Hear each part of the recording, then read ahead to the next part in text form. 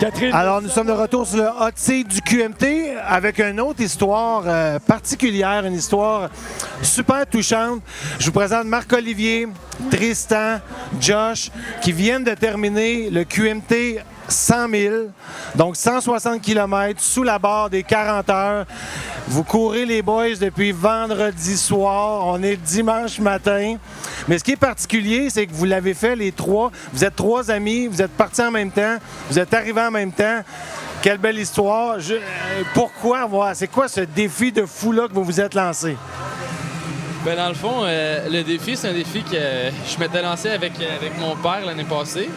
Fait que nous, on avait une progression qui était normale. Fait qu'on avait fait des 65, 80, 125 l'année passée. Fait que là, on était rendu au 160. Puis, ben, mes meilleurs amis, ils ont dit, nous autres, si on voudrait courir, mais on veut pas attendre 2 ans pour faire 160. Fait qu'ils se sont entraînés 4 mois. Puis, 4 mois pour courir 100 000? Ouais. OK. Et c'est encore tes amis, là? C'est encore mes amis. OK, c'est bon, c'est super. Est-ce que ça a été assurément difficile, même quand on est hyper entraîné? Même quand on est hyper entraîné, il y a des hauts et des bas. Pouvez-vous, les gars, surtout, je m'adresse à Marc-Olivier et à Josh, mais le fait d'être ensemble, probablement que ça vous a donné une énergie tout au long du parcours? Oui, dans le fond, c'est sûr et certain que de mon côté, au niveau personnel, le début, je l'ai trouvé relativement comme. Je vais pas dire le mot facile, ouais. Je vais dire ça allait bien. Puis j'ai taquiné tout au long du parcours parce que je leur disais justement que j'avais hâte que ça se complique en rien, évidemment. Puis dans les derniers parcours, là, la Mestachibo, évidemment, les choses ont changé un petit peu. Fait que c'était bien drôle. Puis jusqu'à, je te dirais même ce matin, j'arrêtais pas de niaiser parce que je me suis blessé il y a 4 semaines puis j'ai pas pu courir pour le dernier mois. Fait qu'on dit 4 mois d'entraînement, 1 mois off. Fait que ça fait pas mal 3 mois d'entraînement. Puis je trouvais ça quand même pas si pire jusqu'à ce matin. Fait que c'était bien drôle puis ça ressemble à ça. Et toi, Marc-Olivier? J'ai eu 2 gros downs pendant la course que j'étais tout seul avec Tristan un moment donné puis j'ai dit... moi, c'est fini, j'arrête. Il y en a 1 km 24, j'étais pas capable de manger.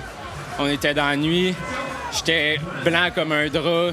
Je me suis fait vomir. J'ai parlé avec Tristan, il était là. Ça va revenir, ça va revenir. Finalement, quand le soleil s'est levé, top shape, j'ai le pack en avant.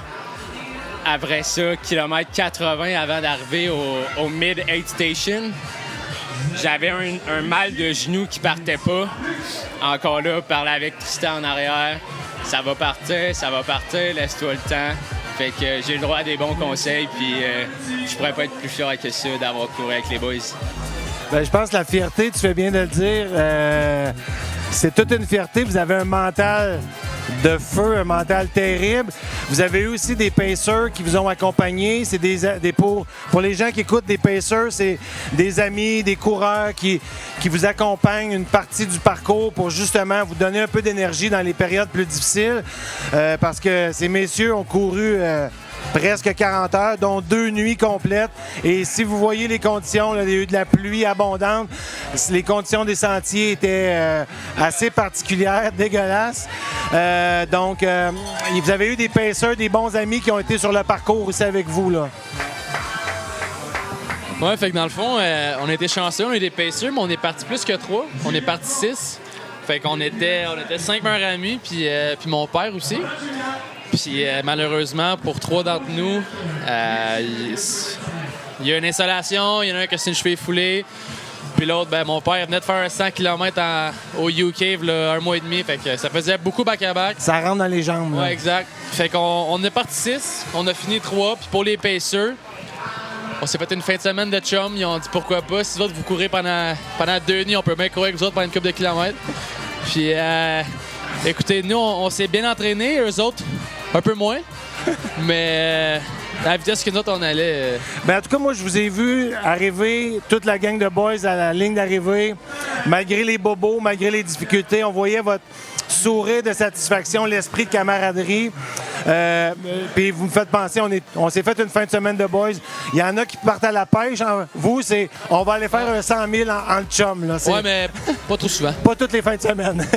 Mal au pied un peu, là. Les gars, merci d'avoir pris le temps de nous parler de votre expérience qui est totalement unique. C'est très humain.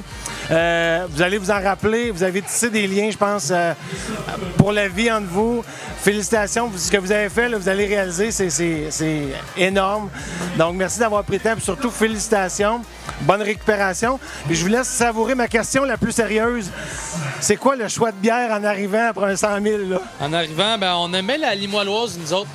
La limoilage de notre partenaire microbrasserie La Souche qui doit être juste parfaite quand on arrive. Hein? Écoute, je vais pas boire trop vite, mais elle goûte bon en titi. On va se laisser là-dessus. C'était le mot de la fin de Tristan. Marc-Olivier, Tristan, Josh, toutes mes félicitations. C'est un défi incroyable que vous êtes lancé, que vous avez réalisé. Yes, sir. All right.